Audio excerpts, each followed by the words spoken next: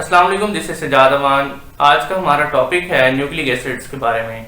Nucleic acids के नाम से पता चल रहा है कि न्यूक्लियस वाले एसिड्स के ऐसे एसिडिक कंपाउंड्स जो कहाँ पे मिलते हैं, न्यूक्लियस के अंदर मिलते हैं, इनको क्या कहते हैं, न्यूक्लिक एसिड्स कहते हैं।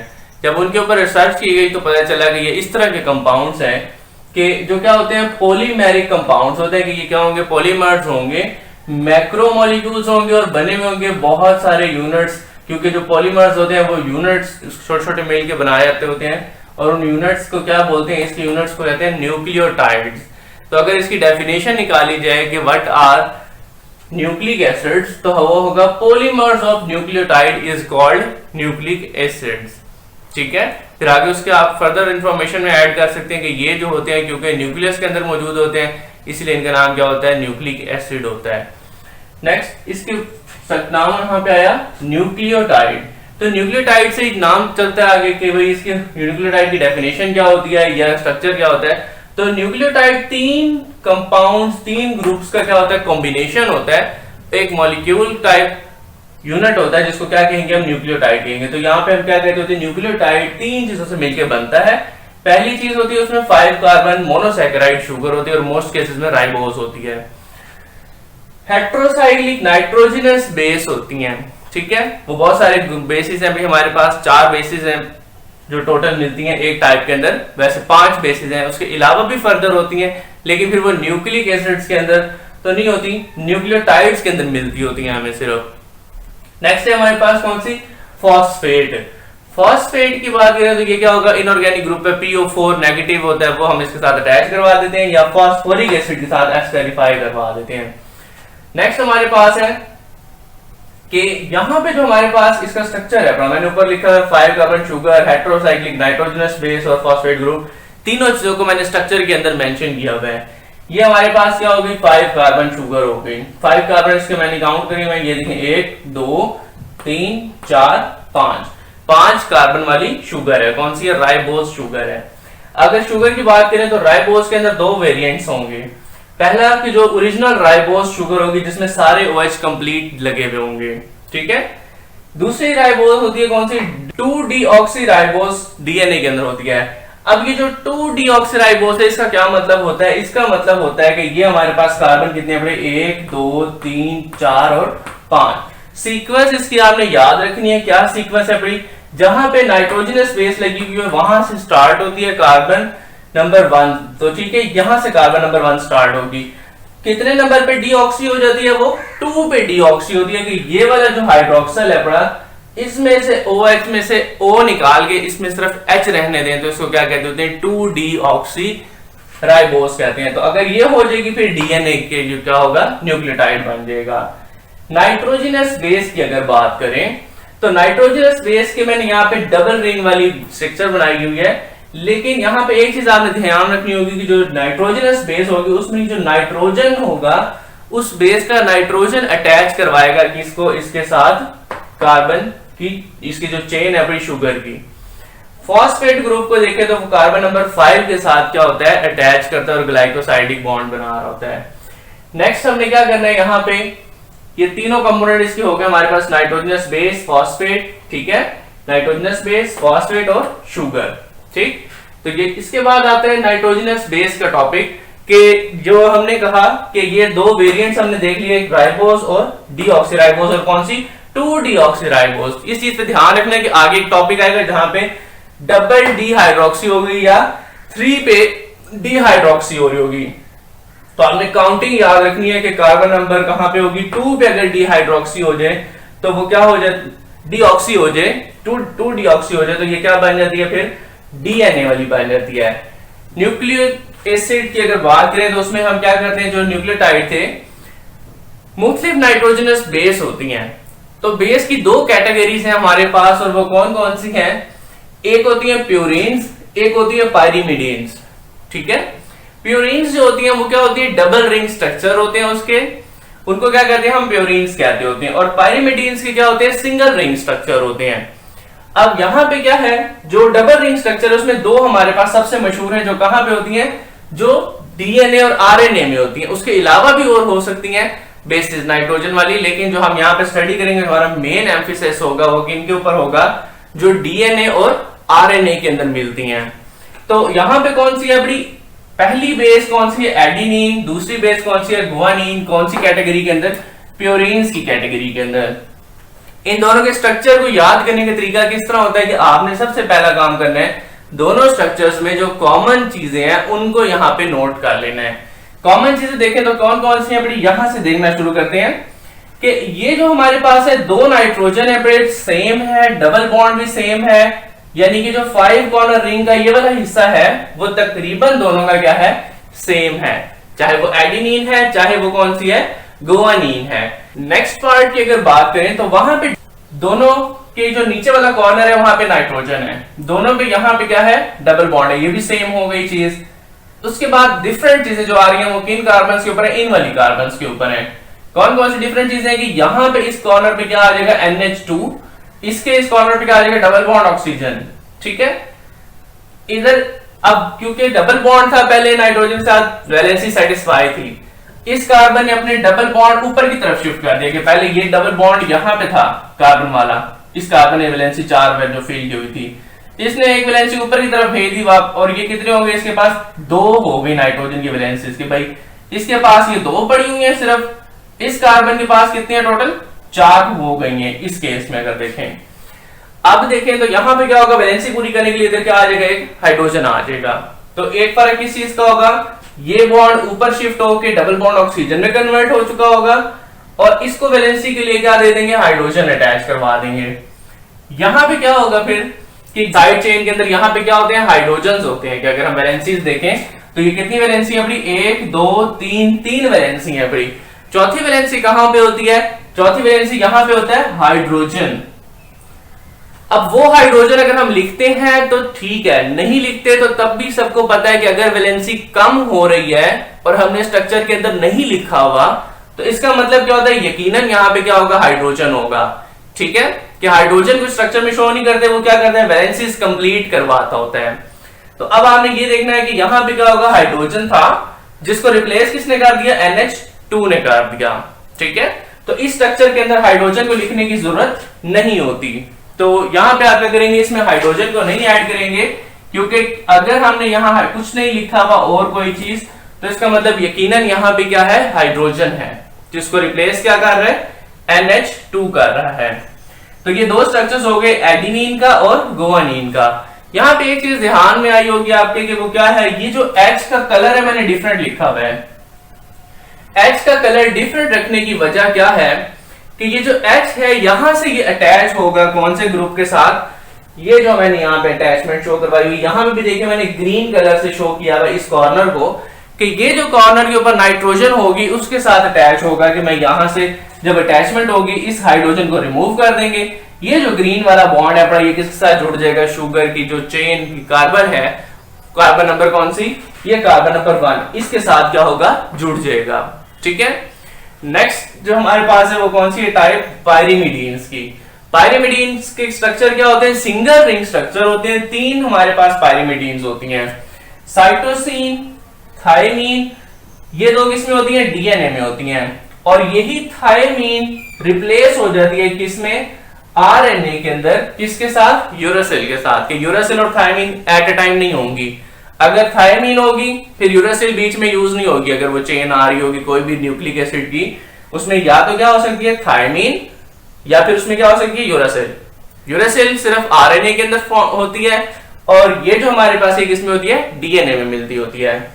स्ट्रक्चर्स में पहले कॉमन चीजें देखते हैं, फिर देखते हैं कि कौन कौन सी चीजें उसको क्या करती हैं, डिफरेंट बनाती हैं। कॉमन अगर देखें तो पहली बात 6 कॉर्नर रिंग है बड़ी। दूसरी चीज जो कॉमन है बड़ी बीच में वो क्या है बड़ी, नीचे वाला कॉर्नर और ये वाला कॉर्नर, इन दोनों पे नाइट्रोजन सेम है बड़ी, ठीक है। डबल बॉन्ड जो है कौन से वाला, ये वाला डबल बॉन्ड, ये भी इनका सेम है। तो आपने यूं करें, जो मैं पॉइंट सेम लिखवा रहा हूं उनको आप नोट कर लेंगे, ये कौन कौन से पॉइंट सेम है बड़े, स्ट्रक्चर आसानी से याद हो जाता है, कभी भूलता ही नहीं है। फिर नेक्स्ट आपने क्या करना है, यहां पे ऊपर वाले बॉन्ड्स के ऊपर आते हैं, कौन कौन सी डिफरेंट है बड़ी। एक डबल बॉन्ड ऑक्सीजन, ये भी क्या है, सब में सेम है बड़ी, देखें डबल बॉन्ड ऑक्सीजन, और यहां पे भी डबल बॉन्ड ऑक्सीजन, ठीक है। NH यहां पे भी क्या है, सेम है, कलर डिफरेंट है, तो इसका मतलब आपको पता होगा कि जो ऊपर मैंने एक्सप्लेन किया है कि ये जो H है ये क्या करेगा, अटैच करवाएगा उसको जो हमारे पास शुगर है उसके साथ। डिफरेंस देखते हैं अब यहाँ पे, इधर डबल बॉन्ड N के साथ आएगा और इधर क्या आ जाएगा NH2, इसका नाम क्या हो जाएगा, साइटोसिन हो जाएगा। ठीक है, और नेक्स्ट इसके साथ क्या होगा, इस वाले के अंदर जो डिफरेंस आ रहा है वो क्या होगा, एक इस कार्बन पे यहाँ पे क्या होता है, हाइड्रोजन होता है जो हम शो नहीं करते होते, उसको रिप्लेस कर दिया गया है किससे, CH3 के साथ। इस साइड पे क्या है, ये जो डबल बॉन्ड खत्म किया है इसने ऊपर शिफ्ट करके दोनों केसेस में, तो यहां पे उसकी वैलेंसी कम हो रही थी जो ऊपर वाले इस केस में हमने किया था, यहां पे H आ जाएगा वैलेंसी कंप्लीट करने के लिए। ठीक है, तो यहां पे आपका क्या होता है, पायरिमिडीन्स और प्यूरिन्स का स्ट्रक्चर आपने अच्छी तरह याद करना है कि शॉर्ट क्वेश्चन बेस्ड है ये, आपने क्या नाम बताने होंगे, बेसिस के नाम और बेसिस के फॉर्मूले बनाने होंगे। ठीक है, नेक्स्ट आते हैं न्यूक्लियोसाइड्स की तरफ, कि जो न्यूक्लियोटाइड होता है वो ज्यादा बड़ा स्ट्रक्चर होता है कि अगर हम इन कंपोनेंट्स को अलग अलग करें और फिर स्टेप वाइज जोड़ते जाएं, तो सबसे पहले दो चीजों को जोड़ते हैं और एक कंपोनेंट बनता है जिसको क्या कहते हैं, न्यूक्लियोसाइड कहते हैं। न्यूक्लियोसाइड क्या होता है, नाइट्रोजनस बेस को अगर शुगर के साथ जोड़ दिया जाए तो इसको क्या बोलते होते हैं, हम न्यूक्लियोसाइड बोलते होते हैं। इनके वेरियस फंक्शन होते हैं, डीएनए बनाने के लिए तो यूज होंगे, सिंथेसिस के अंदर भी होंगे यूज, लेकिन उसके अलावा बॉडी में और फंक्शन भी परफॉर्म करते होते हैं। अब यहाँ पे एक मिसाल मैंने दी है न्यूक्लियोसाइड की कि जिसमें नाइट्रोजनस बेस और शुगर को अटैच किया हुआ है। ये जो मैंने बेस लिखी हुई है कौन सी है, एडेनिन, उसको जोड़ दिया किसके साथ, शुगर के साथ, और ये कौन सी शुगर बनी हुई है, ये राइबोज शुगर बनी हुई है कि इसमें दोनों OH यहाँ पे मौजूद हैं। तो इसका मतलब इसका नाम क्या बनेगा, राइबोज वाली एडेनिन। अब इसका नाम क्या बोलेंगे हम, राइबोज वाली एडेनिन को कहते होते हैं एडिनोसिन कहते होते हैं, यानी कि उस बेस के नाम के आखिर में क्या आ जाता होता है, सीन आ जाता होता है, एडेनिन, एन हटा के उसका और उसको क्या कर देते हैं, एडिनोसिन कर देते, दीन हटा के एडेनिन का और उसमें एडिनोसिन में कन्वर्ट कर दिया नाम को। बाकियों के नाम किस तरह बनेंगे कि अगर हम क्या करें, यहाँ पे नीचे मेंशन किए न्यूक्लियोसाइड्स के नाम, और वो किसके लिए, आरएनए के लिए, जहां पे राइबोज शुगर होती है। कौन कौन से होते हैं, राइबोज और एडेनिन, ये ऊपर वाला स्ट्रक्चर एडिनोसिन होता है। दूसरा स्ट्रक्चर किसका है, गुआनिन, और राइबोज को अगर मैं अटैच करवा दूं तो क्या बनेगा, गुआनोसिन बनेगा। गुआनोसिन का स्ट्रक्चर सारा का सारा यही होगा, सिर्फ फर्क ये होगा ये बेस जो होगी यहाँ पे क्या आ जाएगी, गुआनिन आ जाएगी। साइटोसिन और शुगर राइबोज वाली जोड़ देंगे तो क्या बन जाएगी, साइटिडीन बन जाएगी। ये नाम आपने याद करना है, ये चारों नाम शॉर्ट क्वेश्चन और एमसीक्यू पॉइंट ऑफ व्यू से बनते हैं, या अगर लॉन्ग क्वेश्चन आप नोट लिख रहे हैं न्यूक्लियोटाइड्स के ऊपर कैसे बनते हैं तो उसके वक्त भी आपका ये आएगा कि साइटिडीन कैसे बनती है, साइटोसिन और राइबोज शुगर को जोड़ के। राइबोज और यूरासिल को जोड़ दें तो क्या बनती है, यूरिडीन बनती है। ये हमारे पास चार होती हैं न्यूक्लियोसाइड्स, ये वर्ड आपने ध्यान रखना, न्यूक्लियोसाइड्स होती हैं किसके लिए, आरएनए के लिए। डीएनए के अंदर क्या होगा, डिफरेंट होगा। डीएनए में डिफरेंस क्या होगा, डीएनए में क्या करेंगे हम, यहां से उसके साथ क्या कर देंगे, रिमूव करवा देंगे, किसको, OH को रिमूव करवा देंगे, और वहां पे सिर्फ क्या रह जाएगा, H रह जाएगा, क्योंकि उसका नाम क्या करना है, हमने डीऑक्सी करना है। ठीक है, यहीं पे मैं इसको चेंज कर देता हूं कि अगर मैं इसको डीऑक्सी में कन्वर्ट करूंगा तो कैसे होगा। डीऑक्सी में कन्वर्ट करने के लिए हम क्या करेंगे, सिंपली यहां से रिमूव कर देंगे कौन सी चीज को, कार्बन नंबर 2 के ऊपर 2 डीऑक्सी करना है, तो यहां से हम क्या करेंगे, OH को रिमूव करेंगे पहले, और इसकी जगह पे मैं क्या अटैच करवा दूंगा, सिर्फ H, यानी कि ऑक्सीजन एक कम कर दिया है। ठीक है, तो इसके नाम के अंदर क्या चेंज आएगा, यहां पे सिर्फ फर्क आ जाएगा, और लिखेंगे हम इसको 2-डीऑक्सी के लिए, डी मैंने शॉर्ट फॉर्म में लिखा है, या इसको फुल भी लिख सकते हैं 2-डीऑक्सी। ठीक है, आगे देखते हैं इनके नाम क्या लिखे हुए हैं। इनके नाम देखें तो क्या है, न्यूक्लियोसाइड्स फॉर डीएनए। कौन कौन से होते हैं, अगर डीऑक्सीराइबोज है, डीऑक्सीराइबोज ये नीचे मैंने यहाँ पे भी मेंशन किया हुआ है, लेकिन यहीं पे स्ट्रक्चर में देखते हैं 2-डीऑक्सीराइबोज कौन सी होती है, ये जिसमें क्या होता है, यहां से OH में से O रिमूव किया हुआ होता है। 2-डीऑक्सीराइबोज और एडेनिन, बाकी सारा स्ट्रक्चर वही रहेगा, सिर्फ फर्क किसका होगा, ये H का फर्क होगा कि इनमें ये इन सब के अंदर वो H की जगह पे OH होगा। ठीक है, और अगर हम ये वाले लिख रहे होंगे डीएनए के लिए तो यहाँ पे H होगा, O नहीं होगा उसके साथ। इस तरफ आते हैं न्यूक्लियोसाइड्स पे, किसके, डीएनए के। डीऑक्सीराइबोज एडेनिन, तो क्या इसका नाम बनेगा 2-डीऑक्सी एडिनोसिन, 2-डीऑक्सी गुआनोसिन बनेगा गुआनिन के लिए। थायमीन और अगर डीऑक्सी राइबोज यानी कौन सी 2-डीऑक्सी राइबोज लगाएंगे तो क्या नाम बनेगा 2-डीऑक्सी थायमिडीन बन जाएगा। अब यहाँ पे ये ध्यान रखना कि थायमीन जो होगी सिर्फ फर्क होगा किसमें, ये यूरासिल वाले पॉइंट के अंदर, कि थायमीन की जगह पे यहाँ पे क्या होता था यूरेडीन या यूरासिल वाला बेस होता था। नेक्स्ट आते हैं नेम्स ऑफ न्यूक्लियोटाइड के नेम ऑफ न्यूक्लियोटाइड कैसे लिखते होते हैं। ये हो गए किसके पहले जो हमने पढ़े, ये किसके नाम लिखने का तरीका था, न्यूक्लियोसाइड्स के नाम लिखने का तरीका था। न्यूक्लियोटाइड्स के नाम कैसे लिखते होते हैं, न्यूक्लियोटाइड्स के नाम देखें, ये पहले न्यूक्लियोटाइड एक लिखा हुआ है जिसमें तीनों चीजें हैं पड़ी, शुगर भी है, बेस भी है और फॉस्फेट ग्रुप भी अटैच किया हुआ है। अब इन तीन चीजों के साथ इसका नाम क्या बनेगा, बेस जो हमने शुगर देखे अगर, तो शुगर मैंने कौन सी अब यूज किया मैंने स्ट्रक्चर बनाने के लिए, इधर OH के बजाय क्या लिखा हुआ है H, तो इसका मतलब ये कौन सी है डीऑक्सी शुगर है और कौन सी 2-डीऑक्सी शुगर है। अब नाम क्या बनेगा इसका 2-डीऑक्सी एडिनोसिन, जो पहले भी हमने पढ़ा 2-डीऑक्सी एडिनोसिन। एक्स्ट्रा चीज क्या ऐड हुई है, ये फॉस्फेट ग्रुप ऐड हुआ है और इसको हम बीच में लिखेंगे नाम में 2-डीऑक्सी एडिनोसिन मोनोफॉस्फेट, ये एक फॉस्फेट है बड़ा।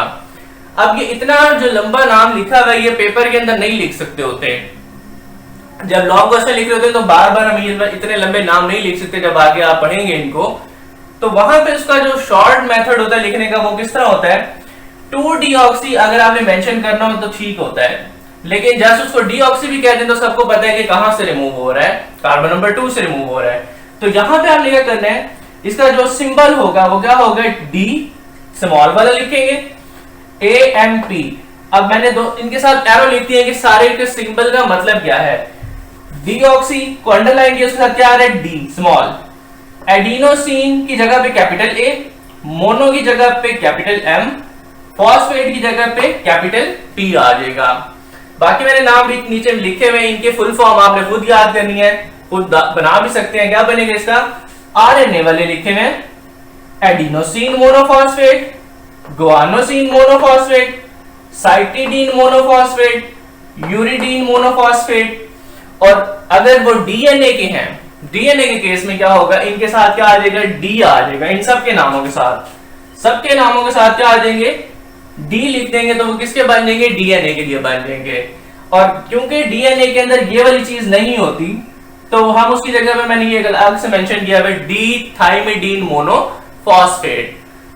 फिर कुछ न्यूक्लियोटाइड्स ऐसे होते हैं कि जिनके पास क्या होता है मोर देन 1 फॉस्फेट ग्रुप होता है, उनका नाम कैसे लिखेंगे, उनके नाम के अंदर फर्क क्या आ जाएगा सिर्फ कि वो जो टी था ये वाली टी कौन सी जगह पे आ रहा है, वो एम की जगह पे आ जाते हैं, कि जो हम यहाँ पे कहते हैं मोनोफॉस्फेट एम फॉस्फेट है, तो यहाँ पे क्या हो जाएगा उसके नाम में क्या आ जाएगा वो टी आ जाएगा, ट्राइफॉस्फेट आ जाएगा। सेम इसी तरह अगर वो 2 होंगे तो डाइफॉस्फेट होगा। या आपने एक मशहूर कंपाउंड सुना हुआ है एटीपी जो एनर्जी सोर्स होता है, इसका स्ट्रक्चर मैंने नीचे लिखा है, शॉर्ट फॉर्म लिखे हुए कि जब बहुत बड़े स्ट्रक्चर होते हैं तो हम फुल कंपाउंड ऐसे नहीं लिखते होते, पेज पे इतनी जगह नहीं होती, तो हम उसको कैसे लिख सकते हैं बेस, या फिर हम उसकी जगह पे बेस का नाम लिख दें कौन सी एडिनिन। तो ये क्या है एडिनोसिन ट्राइफॉस्फेट। तो ये 3 नाम हमने पहले भी पढ़े हुए हैं, एडिनोसिन मोनोफॉस्फेट, एडिनोसिन डाइफॉस्फेट और एडिनोसिन ट्राइफॉस्फेट। ये 3 कंपाउंड होते हैं, इसमें 1 फॉस्फेट होता है, इसमें 2 होते हैं और उसमें 3 फॉस्फेट ग्रुप्स अटैच होते हैं। बाकी बेसिस के लिए भी होती हैं ये कि गुआनोसिन के भी मोनो डाई ट्राइफॉस्फेट होते हैं, जितने भी ये लिखे हुए हैं इन सबके क्या होते हैं तीनों वाले फॉस्फेट होते हैं, इनके मोनोफॉस्फेट्स भी होते हैं, इनके डाइफॉस्फेट्स भी होते हैं और इनके ट्राइफॉस्फेट्स भी होते हैं। नेक्स्ट देखते हैं कि ये जो हमने न्यूक्लियो एसिड बनाने हैं न्यूक्लियोटाइड को जोड़ के उनको किस तरह जोड़ते हैं। न्यूक्लिक एसिड का जो लॉन्ग स्ट्रैंड होता है उसके बनाने के लिए अगर हम पहले 2 न्यूक्लियोटाइड्स को जोड़ेंगे, उनका मैकेनिज्म समझेंगे कि वो कैसे जुड़ते हैं, उसके बाद हम क्या करेंगे बड़ी चेन के ऊपर आएंगे कि वो चेन कैसे बन रही है। यहाँ पे मैंने 2 न्यूक्लियोटाइड्स लिखे हैं जिसमें क्या है अपना base sugar phosphate, base sugar और फॉस्फेट। अब ये जो 3 यूनिट्स जुड़े हुए हैं, 3 ये मिलकर क्या बनाते हैं न्यूक्लियोटाइड बनाते हैं। और अगर हम इस न्यूक्लियोटाइड को देखें तो ये कौन सा न्यूक्लियोटाइड है, क्योंकि कार्बन नंबर 2 पे OH है तो ये राइबो न्यूक्लियोटाइड है, यानी कि RNA का न्यूक्लियोटाइड्स हैं बड़े। अब हम क्या करेंगे इसको जोड़ना है। जोड़ने के लिए क्या होता है कि इसका जो कार्बन नंबर 3 का जो OH होता है वो और जो फॉस्फेट ग्रुप का एक OH होता है वो, ये दो OH एक दूसरे के साथ क्या करते हैं, बॉन्ड बनाते हैं, जिससे क्या होता है हमारे पास ये दोनों जो न्यूक्लियोटाइड्स हैं वो जुड़ जाते हैं। ठीक है, हम यहाँ पे कार्बन देखते हैं, ये कार्बन कितनी है, इसकी भी कार्बन काउंट कर लेते हैं। Carbon number 1, carbon number 2, carbon number 3, 4 और ये 5। अब यहाँ पे क्या होगा, जब इसका बॉन्ड बनाएंगे हम, तो बॉन्ड बनाते हुए क्या होगा, यहां से दोनों के OH रिमूव कर देंगे। OH रिमूव करके इसकी जगह पे क्या आ जाएगा, O के साथ बॉन्ड बन जाएगा, एस्टर बन जाएगा। तो ये हम इसके साथ जोड़ देंगे, किस तरह, यहाँ पे इस बॉन्ड को लिंक कर देंगे इसके साथ, ऑक्सीजन के साथ, और ये बॉन्ड जुड़ जाएगा। ठीक है, तो अगर आपने इसको दोबारा रिपीट करके भी देखना है 2 बार कि ये किस तरह हमने बॉन्ड बनाया कि इन दोनों के OH को रिमूव किया था, उसमें से वाटर रिलीज किया और एक ऑक्सीजन रहने के बाद उसको क्या कर दिया, लिंक कर दिया दोनों को। अब इस लिंकेज का नाम क्या होता है, लिंकेज का नाम होता है कि देखें इसमें कार्बन नंबर 3 वाला OH रिमूव हुआ है और कार्बन नंबर 5 के फॉस्फेट के साथ हमने क्या किया, बॉन्ड बनाया, तो उसको 3-5 बॉन्ड कहते होते हैं। या अगर इस बॉन्ड की डायरेक्शन देखी जाए तो ये कहां से कहां होती है, 3 से 5 की तरफ चलती है, चेन ऐसे चलेगी। ठीक है, नेक्स्ट क्या होगा कि ये जो इसका OH है ये फर्दर फॉस्फेट के साथ बॉन्ड बनाएगा और आगे चेन को चलाता जाएगा। बॉन्ड्स बना के मैंने इस साइड पे डायग्राम बनाई हुई है एक, इस डायग्राम में देखें अगर, तो क्या है हमारे पास कि ये एक फॉस्फेट था जो आगे चल रहा है इस तरफ, यहां पे फॉस्फेट लगा हुआ है, कार्बन नंबर 5 के ऊपर अटैच था, इस कार्बन नंबर 3 ने अपना OH, इस फॉस्फेट ने अपना OH रिमूव किया, लिंक बनाया, दूसरे इसको न्यूक्लियोटाइड को जोड़ दिया। फिर सेकंड पे हमारे पास क्या है, यहाँ पे कार्बन नंबर 3 का फिर वही OH जो यहाँ पे किया था, कार्बन नंबर 3 का OH, फॉस्फेट का OH कंडेंस होकर क्या करेंगे, यहाँ पे लिंक बनाएंगे, इधर से दोबारा इसका नाम क्या हो जाएगा, 3-5 लिंकेज। कार्बन नंबर 3 का OH इसके फॉस्फेट के साथ क्या करेगा, रिएक्ट करके लिंक बना देगा, तो ऐसे ये चेन चलती जाएगी। इधर फिर नीचे क्या आ जाएगा, फॉस्फेट ग्रुप आ जाएगा और आगे क्या होगी, वही चेन चलती जाएगी। तो इस डायरेक्शन का नाम क्या होता है, 3-5 डायरेक्शन होता है, कि जो हम आगे रेप्लिकेशन वाले टॉपिक में जब पढ़ेंगे तो वहां पे हम कहेंगे कि 3-5 की तरफ ग्रोथ चलती है इसकी। तो ये इसकी वजह क्या होगी कि यहाँ पे OH की जगह पे क्या होता है कि यहाँ पे OH मौजूद हो तो हम क्या करते हैं, फॉस्फेट को ऐड करवाते जाते हैं और ये चेन आगे चलती जाती है। तो ये आपने स्ट्रक्चर बीच में पॉइंट करना है कि ये जो हमारे पास डीएनए का स्ट्रैंड होता है वो कैसे बनता होता है, 3-5 लिंकेज की वजह से बनता होता है।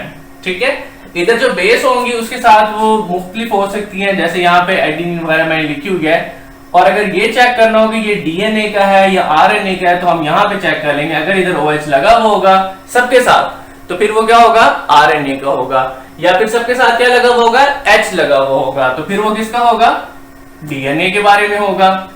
तो अगर यहाँ पे H लगा हुआ होगा, इस जगह पे H लगा हुआ होगा, तो ये किसके होगा, डीएनए का स्ट्रैंड होगा, सारों के साथ H होगा, कि वो डीऑक्सी शुगर होगी। तो ये हमारे पास क्या आ जाएगा, जनरल स्ट्रक्चर है न्यूक्लिक एसिड का। नेक्स्ट आते हैं स्ट्रक्चर ऑफ डीएनए की तरफ। स्ट्रक्चर ऑफ डीएनए की अगर बात करें तो यहाँ पे क्या होता है, स्ट्रक्चर डिस्कवर किसने किया था, पहले एक्सरे उसके ऊपर एनालिसिस तो होता रहा था, लेकिन जो फुल फ्लैश जिसका मॉडल दिया था वो किसने दिया था, वाटसन और क्रिक, दो साइंटिस्ट थे जिन्होंने इसके ऊपर रिसर्च का कंक्लूजन निकाला था कि इसके जो चेन्स हैं वो कैसे अरेंज की हुई होती हैं। सबसे पहले देखते हैं इसकी चेन्स बनती कैसे हैं। तो डीएनए जो होता है वो कंसिस्ट करता है 2 पॉलीन्यूक्लियोटाइड चेन्स के ऊपर, के जो हमने न्यूक्लियोटाइड्स पढ़े अगर उनको हम जोड़ते जाएं, जो हमने लास्ट में भी पढ़ा है, उनको जोड़ते जाए और लंबी चेन बना दे तो क्या बन जाता है, पॉलीन्यूक्लियोटाइड चेन बन जाती है। पॉलीन्यूक्लियोटाइड जो चेन होती है वो एंटी पैरेलल होती है एक दूसरे के। एंटी पैरेलल का मतलब क्या होगा कि अगर एक चेन इस तरफ डायरेक्शन में जा रही होगी तो दूसरी चेन नीचे वाली डायरेक्शन में जा रही होगी। अब यहाँ पे क्या होगा, दोनों एक दूसरे के एंटी पैरेलल होती हैं।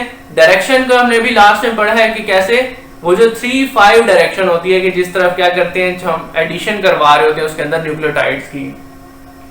ये जो 2 चेन होती हैं एक दूसरे के ऊपर कॉइल होती हैं, किसकी फॉर्म में, हेलिक्स की फॉर्म में। क्योंकि 2 चेन्स है तो इसलिए इसका लफ्ज क्या होगा, डबल हेलिक्स होगा।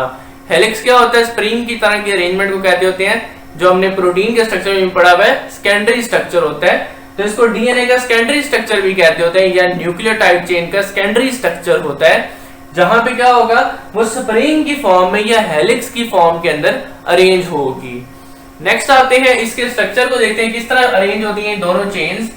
ये जो दोनों चेन्स है बड़ी, मैंने दो चेन बनाई है, एक चेन किधर से चल रही है 5 3 की तरफ डायरेक्शन में चल रही है, ये वाली डायरेक्शन जो नीचे की तरफ आ रही है 5 से 3 ये डायरेक्शन है, और इधर 5 से 3 इस तरफ आ रही है।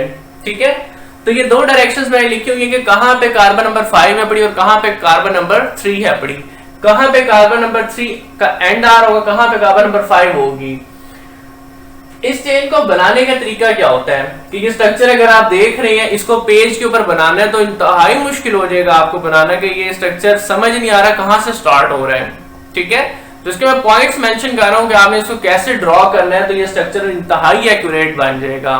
ठीक है, देखने में वैसे पता चल जाता होता है, जब आप इसको बार बार प्रैक्टिस करेंगे आपको खुद पता चल जाया करेगा कि ये स्ट्रक्चर सही बना हुआ है या गलत बना हुआ है। अगर कोई और आपका क्लासमेट बना रहा है तो आप देख के बता सकते हैं।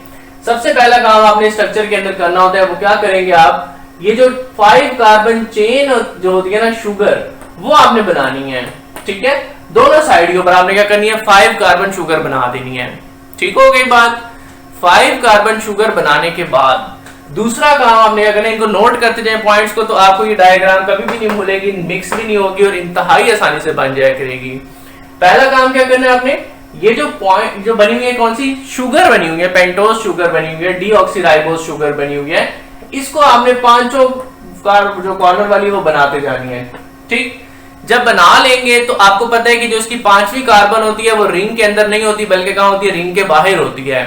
ठीक है, उस 5वीं कार्बन को शो करने का तरीका क्या होता है, इस चेन को आप बना लें, सीधा बना लें। ठीक है, इस चेन को सीधा बना लेंगे तो क्या होगा, यहां पे इसका जो 5 एंड होगा वो कौन सा होगा, ये वाला एंड होगा 5 कार्बन। ठीक है, तो 5 कार्बन के ऊपर आप थोड़ा सा इसको क्या कर दें, चेन जो सीधी लाइन निकाल रहे होंगे उसको थोड़ा सा बेंड कर दें। वो जो कॉर्नर होगा वो किसको रिप्रेजेंट करेगा, कार्बन नंबर 5 को रिप्रेजेंट करेगा। ठीक है, तो ये जो मेरे पास ये जो बैंड दिया हुआ ये कौन सा है, कार्बन नंबर 5 है।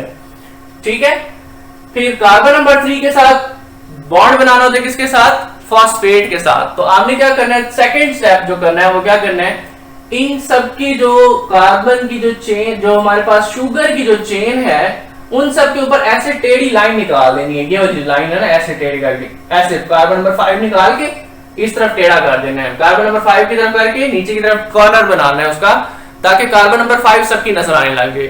ठीक है, जब कार्बन नंबर 5 बन जाएगी उसके बाद आपने क्या करना है, ये जो फॉस्फेट ग्रुप है इनको लगाना है आपने कार्बन नंबर 5 के ऊपर। तो शुगर फॉस्फेट बनता जाएगा। जब आपका फॉस्फेट लगा दें सारी कार्ब इनके ऊपर, शुगर्स के ऊपर, फिर आपने ये वाला बॉन्ड बनाना है कि जो ये लिखा हुआ है।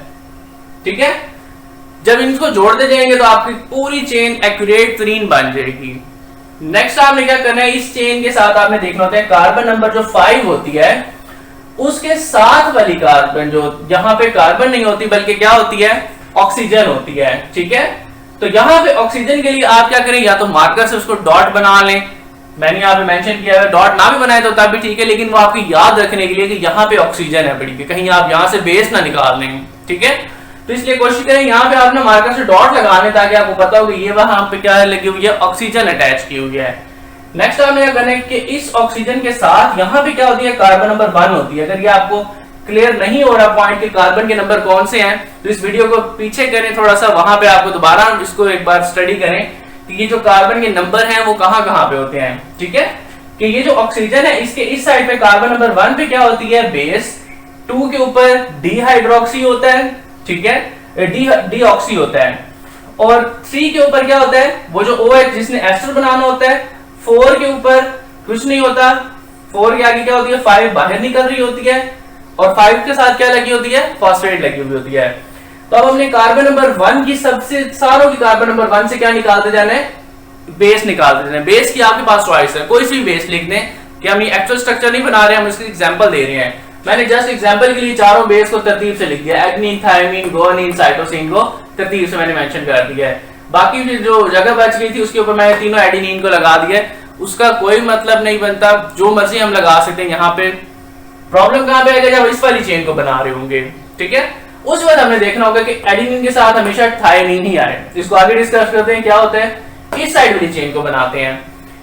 अब क्योंकि हमने कहा एंटी पैरेलल है कि जो चीज यहां पे बनी हुई है उसका बिल्कुल उलट बनाना है हमने। जब उलट बनाना होगा तो कैसे बनेगी, वही काम करना है। आपने क्या करना है, जिस तरीके से इस चेन को बनाया है सेम उस तरीके से इस चेन को बना सकते हैं। उसके दो मेथड हैं।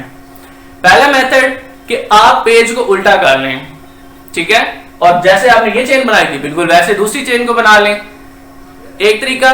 दूसरा मेथड क्या होगा, दूसरा मेथड ये होगा आप फिर वही काम करें, इधर 5 कॉर्नर वाली चेन बना दें, ठीक है, 5 कार्बन वाली शुगर बना लें। 5 कार्बन वाली शुगर आपने जब बना दी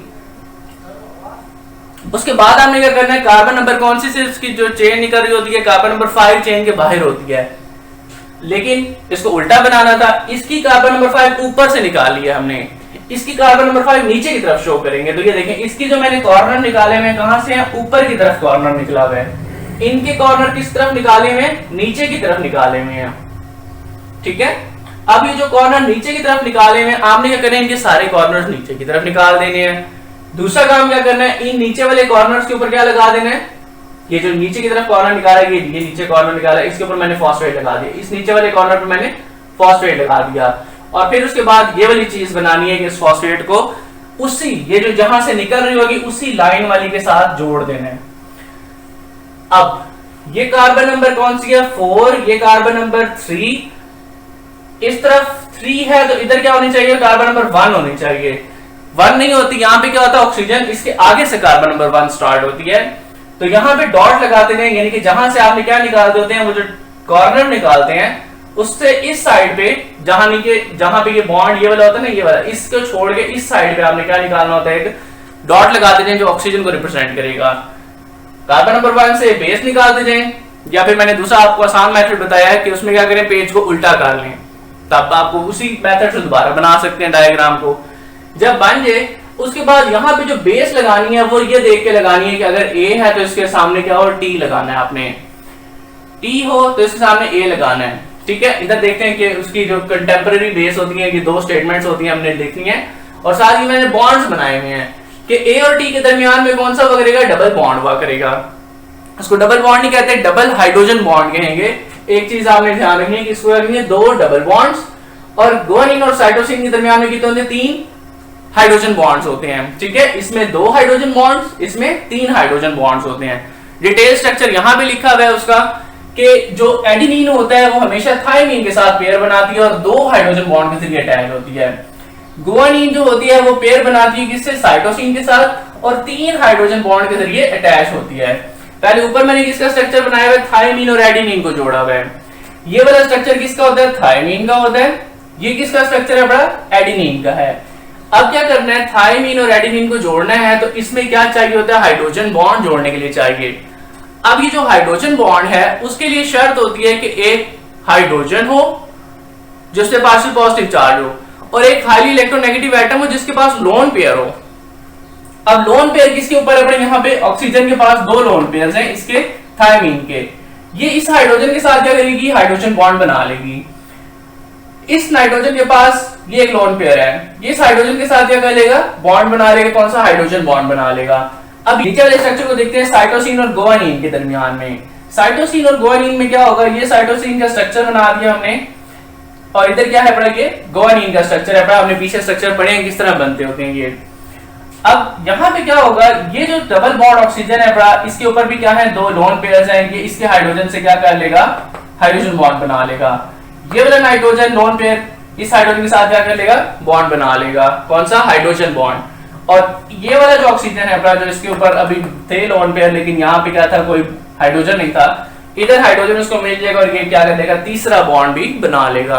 तो 3 हाइड्रोजन बॉन्ड्स इसमें होंगे, इसमें कितने हुआ करेंगे, 2 हाइड्रोजन बॉन्ड्स हुआ करेंगे, ठीक है। तो ये स्ट्रक्चर हमारे पास क्या बन जाएगा, डीएनए का डबल हेलिक्स स्ट्रक्चर बनेगा। और डबल हेलिक्स को हम कैसे रिप्रेजेंट करते होते हैं, ये ऐसे कि एक चेन आपने ऐसे बना देते होते हैं, ठीक है, दूसरी चेन इसके साथ दोबारा एक चल पड़ती है, वो कौन सी होती है, उसकी एंटी पैरेलल होती है। तो ये हमारे पास डीएनए का डबल हेलिक्स स्ट्रक्चर होता है। यहां तक आपका क्वेश्चन कंप्लीट हो जाता होता है कि स्ट्रक्चर ऑफ डीएनए आए तो आपने उसको बताना है कि डीएनए की चेन कैसे अरेंज होती है, उसकी बॉन्डिंग शो करनी है, उसकी डायरेक्शन शो करनी है, और ये बॉन्ड बता देना है कि जो बेस होती है वो कौन सी एक दूसरे के साथ पेयर्स करती हैं, और उनके दरमियान में कितने हाइड्रोजन बॉन्ड्स होते हैं। नेक्स्ट आते हैं स्ट्रक्चर ऑफ आरएनए के ऊपर। आरएनए की अगर बात करें तो उसका नाम क्या होता है, राइबोज न्यूक्लिक एसिड होता है। तो इसमें क्या होगी, राइबोज शुगर होगी, और इसमें ना क्या होगा, इसके इंफॉर्मेशन ने यहाँ पे मेंशन की हुई है कि आरएनए सिंगल स्ट्रैंड से बनता है, और वो सिंगल स्ट्रैंड कौन सा होता है, पॉलीन्यूक्लियोटाइड चेन का होता है। राइबोज शुगर होती है जो उसके नाम में लिखा हुआ है कि it contains ribose sugar, 5 carbon वाली शुगर होती है। कंटेन्स यूरासिल इंस्टेड ऑफ किसकी, थायमीन की जगह पे, कि वो जो थायमीन है उसकी जगह पे क्या होती है, इसमें यूरासिल होती है। ठीक है, कि नाइट्रोजनस बेस जो होती है वहां पे क्या होती है, थायमीन रिप्लेस हो जाती है, वहां पे थायमीन नहीं होती बल्कि क्या होती है, यूरासिल अटैच हो जाती है। उसके अलावा क्या होता है, it can exist in 3 forms उसकी होती हैं। कौन कौन सी 3 फॉर्म्स होती हैं, राइबोसोमल आरएनए, ट्रांसफर आरएनए और मैसेंजर आरएनए। इनको आगे हम पढ़ते हैं कि किस तरह के आरएनए होते हैं। मोस्ट इंपॉर्टेंट होता है कहां पे, ये सेंट्रल डॉग्मा में होता है। सेंट्रल डॉग्मा होता है कि जो डीएनए का काम होता है, डीएनए का काम होता है प्रोटीन सिंथेसिस करवाना, कैरेक्टरिस्टिक नेक्स्ट जनरेशन में ट्रांसफर करना। वो ट्रांसफर किसकी फॉर्म में होती है, वो प्रोटीन्स की फॉर्म में ट्रांसफर होती है। तो सेंट्रल डॉग्मा एक क्वेश्चन बनता होता है कि what is central dogma. DNA से लेके प्रोटीन बनने का जो प्रोसेस होता है इसको क्या बोलते हैं, सेंट्रल डॉग्मा बोलते हैं। 2 डेफिनेशन इसमें आती होती हैं। पहले स्टेप में डीएनए आरएनए में कन्वर्ट होता है और फिर उस आरएनए की ट्रांसलेशन की जाती है प्रोटीन के अंदर। तो ये 2 प्रोसेस हैं, पर ट्रांसक्रिप्शन, ट्रांसलेशन, 2 डेफिनेशंस है बड़ी। इनको डेफिनेशंस क्या बनती हैं, जो इस डायग्राम में नजर आ रहा है वही डेफिनेशन है बड़ी। क्या डेफिनेशन है बड़ी, synthesis of RNA from DNA is called transcription, synthesis of protein from RNA is called translation. ठीक है, नेक्स्ट आते हैं डीएनए, इसके आरएनए के स्ट्रक्चर की तरफ। ये वही वाला स्ट्रक्चर जो हमने पहले पेज पे पढ़ा है, जिससे पहले दूसरी स्लाइड उसके ऊपर हमने पढ़ा, वहां पे हमने क्या देखा था कि ये 2 रिंग थे, एक यहाँ पे चेन था, एक यहाँ पे चेन था। दोनों स्ट्रक्चर सेम है, पर इस तरह मैंने क्या किया, इधर वाले स्ट्रक्चर को रिमूव कर दिया है और ये वाला स्ट्रक्चर वो एज सच बना हुआ है। दूसरी बात जो यहाँ पे आपने ध्यान रखना होगा कि यहाँ पे मैंने पहले वाले स्ट्रक्चर में क्या किया था, थायमीन लगाया हुआ था। मैंने उसकी जगह पे थायमीन को खत्म कर दिया क्योंकि आरएनए में थायमीन नहीं होता। तो यहाँ पे क्या लगाएंगे हम, यूरासिल अटैच करवा देंगे। तो अब ये क्या बन गया, आरएनए का स्ट्रैंड बन गया। टाइप्स पढ़ते हैं इसकी, जो 3 टाइप्स होती हैं आरएनए की, कौन कौन सी होती हैं। आरएनए की 3 टाइप्स होती है। पहली टाइप होती है मैसेंजर आरएनए की, जो सबसे मोस्ट इंपॉर्टेंट टाइप होती है कि जो यहाँ पे बनती है, कहाँ पे, ये ट्रांसक्रिप्शन में जो बनता है ये मैसेंजर आरएनए ही बनता है। ठीक है, अब मैसेंजर आरएनए की अगर बात करें तो क्या होता है, it is form by the process called transcription. Information की सारी निकाल लेता है, कहां से, डीएनए से निकालता है और उसको राइबोसोम्स के पास ले जाता है कि जो प्रोटीन बनाने की फैक्ट्री होती है, यहाँ डीएनए से रेसिपी लेके और वो किसको दे देते हैं, जाके राइबोसोम्स को देता है। राइबोसोम्स के अंदर क्या होता है, आरएनए की एक और टाइप होती है। वो आरएनए क्या करता होता है, क्योंकि उसने आरएनए की जबान समझनी है। ऐसे ही है ना कि एक आरएनए कोई सीक्रेट कोड लेके आया डीएनए से, लेट्स सपोज अगर वो कोई स्पाई था, वो डीएनए से इंफॉर्मेशन लेके आया, तो आगे उसने अपनी जबान में ही समझानी होगी ना। तो उसकी जबान कौन समझ सकता है, कोई आरएनए ही समझ सकता है उसकी जबान को। तो इसीलिए राइबोसोम्स के अंदर एक हिस्सा क्या होता है, आरएनए का होता है। वो इसकी लैंग्वेज को समझेगा जो मैसेंजर आरएनए उसको समझा रहा होगा। ठीक है, जो उसके ऊपर कोडिंग होगी वो उसको स्कैन कर लेगा। तो ये क्या होता है, आरएनए, ये जो राइबोसोमल वाला होता है स्ट्रक्चरल कंपोनेंट होता है राइबोसोम्स का, हेल्प करता है सिंथेसिस ऑफ प्रोटीन को, क्योंकि ये इंफॉर्मेशन को पढ़ सकता है उसकी कि जो वो लेके आया वहां से। और it is very high molecular weight, कि बहुत ज्यादा हाई मॉलिक्यूलर वेट होगा, इसको ज्यादा इंफॉर्मेशन होगी, हर तरह का कोड पढ़ सकता होगा। मैसेंजर आरएनए को नहीं पता वो क्या इंफॉर्मेशन चुरा के लाया है डीएनए से, लेकिन ये जो होगा उसको डीकोड कर सकता होता है कि वो उसको पता चलेगा कि डीएनए से ये क्या इंफॉर्मेशन लेकर आया है। इट कंटेन्स आल्सो 2 सब यूनिट्स ऑफ, कौन से, इसके 2 सब यूनिट्स हैं, कौन कौन से, 50S और 30S। ये किस वक्त पे पता चलते हैं, जब हम इस आरएनए को इसमें से राइबोसोम्स में से निकाल के अल्ट्रा सेंट्रीफ्यूज में से गुजारते हैं, तो ये सेडिमेंटेशन की बेस के ऊपर उसके 2 यूनिट्स निकलते हैं, एक होता है 50S और एक होता है 30S। तो ये आपने नाम याद करने हैं कि इसके 2 यूनिट्स हैं 50S और 30S वाला। नेक्स्ट आता है ट्रांसफर आरएनए। ट्रांसफर आरएनए क्या करता होता है, अब ये क्या करेगा, बिल्डिंग ब्लॉक्स जो होते हैं प्रोटीन के, क्या होते हैं, अमाइनो एसिड्स होते हैं, उनको लेके आएगा और कहां पे जोड़ेगा, तरतीब लगाएगा। ठीक है, कि जो रेसिपी मैसेंजर आरएनए लाया था उसको समझा किसने, राइबोसोमल आरएनए ने उसको डीकोड किया। अब उसने वो रेसिपी बनानी है तो उसके लिए वो सामान खरीदने के लिए इसको भेजेगा, अपने छोटे भाई को भेजेगा, ट्रांसफर आरएनए को भेजेगा। ये जाके वहां से क्या करेगा, सामान लेके आएगा, किसके लिए, प्रोटीन बनाने का, ठीक है, लाएगा। और ये क्या करेगा, फिर उसके बाद उसको जोड़ता जाएगा और हमारे पास क्या होगा, कंप्लीट होता जाएगा। ये दोनों मिलके क्या करेंगे, प्रोटीन को बनाते जाएंगे। ये उसको बताता जाएगा क्या लाना है, ये ला के उसको देगा और उसकी सही जगह पे उसको रख देगा, ठीक है। तो ये लिखा हुआ है। इसकी इंफॉर्मेशन क्या लिखी हुई है यहाँ पे मैंने, कि इस लो मॉलिक्यूलर वेट होता है क्योंकि इसने बार बार भागना है। जब भागेगा बार बार तो इसका वजन क्या हो जाएगा, कम हो जाएगा। याद रखने के लिए आप ध्यान रखना है, क्योंकि ये मूव करता रहेगा, ट्रांसफर करता रहेगा, चलने की वजह से इसका वजन कम हो जाएगा। वैसे इसका वजन जो इसकी केमिस्ट्री अगर देखी जाए तो इसका वैसे ही वजन कम होता है, लेकिन इसको याद करने के लिए आप ध्यान में रखेंगे कि क्योंकि ये मूव करता रहता है तो चलने की वजह से क्या हो जाता है, ये पतला हो जाएगा। दूसरी चीज, it is very soluble in cytoplasm. Cytoplasm में सॉल्युबल होता है। लो मॉलिक्यूलर वेट होगा, जो छोटे मॉलिक्यूल्स होते हैं वो पानी में अच्छे हल हो जाते हैं, तो ये पानी में हल हो जाएगा, आसानी से मूव कर सकेगा साइटोप्लाज्म में। अमाइनो एसिड को पिक करता है साइटोप्लाज्म में जहां पे भी मौजूद होंगे, उसको ट्रांसफर करता है कहां पे, राइबोसोम्स में, जहां पे उसको वो ड्रॉप करता है अमाइनो एसिड को उस जगह पे जहां पे मैसेंजर आरएनए ने कोडिंग रखी हुई है, ठीक है। और वहां पे क्या बन जाता है, प्रोटीन बन जाता है। इसको मैंने एक डायग्राम के जरिए रिप्रेजेंट किया जिससे वो की बन जाएगी आपकी सारे पॉइंट्स की, कि डीएनए से आरएनए बनता है, कौन सा, मैसेंजर आरएनए। प्रोसेस का नाम क्या होता है, ट्रांसक्रिप्शन। आगे ट्रांसलेशन करेंगे तो ये ट्रांसलेशन का सारा डायग्राम बनी हुई है। उसमें क्या होता है, राइबोसोम्स के पास लेके जाते हैं जिसके दो पार्ट होते हैं। एक तो पार्ट उसका प्रोटीन पार्ट होगा, दूसरा उसका हिस्सा कौन सा होगा, राइबोसोमल आरएनए जो इंफॉर्मेशन पढ़ रहा है। यहां पे आगे उसके ऊपर क्या अटैच हो जाता है, राइबोसोमल आरएनए के साथ मैसेंजर आरएनए। मैसेंजर आरएनए की सारी इंफॉर्मेशन स्कैन करता है और फिर वो किसको बुलाता है, यहां से ट्रांसफर आरएनए को बुलाता है। ट्रांसफर आरएनए अपने साथ वो अमीनो एसिड लेके आता है जिसको उसकी तरतीब लगाना है और फिर क्या बन जाता है, प्रोटीन बन जाता है। तो इस तरीके से जो हमारे पास आरएनए है वो सबसे ज्यादा अहम काम करता है। क्यों अहम काम करता है कि अगर डीएनए एज सच खुद कुछ भी नहीं कर सकता जब तक ये जो आरएनएज हैं, तीनों आरएनए आगे प्रोटीन बनाने में हेल्प ना करें, ठीक है। तो जेनेटिक इंफॉर्मेशन जो होती है वो कैसे ट्रांसफर होती है एक जनरेशन से दूसरी जनरेशन में, और एक्सप्रेस होती है with the help of RNA, ठीक है। डीएनए सिर्फ उसको सेव करने की, इंक्रिप्शन लगाने का एक मेथड है। यहां पे आपका टॉपिक कंप्लीट होता है न्यूक्लिक एसिड्स का, कि हमने वहां पे क्या क्या पढ़ लिया इसका, कि सबसे पहले न्यूक्लिक एसिड क्या होते हैं, बनते कैसे हैं, और उसके दो टाइप्स न्यूक्लिक एसिड की कौन कौन सी, डीएनए और आरएनए।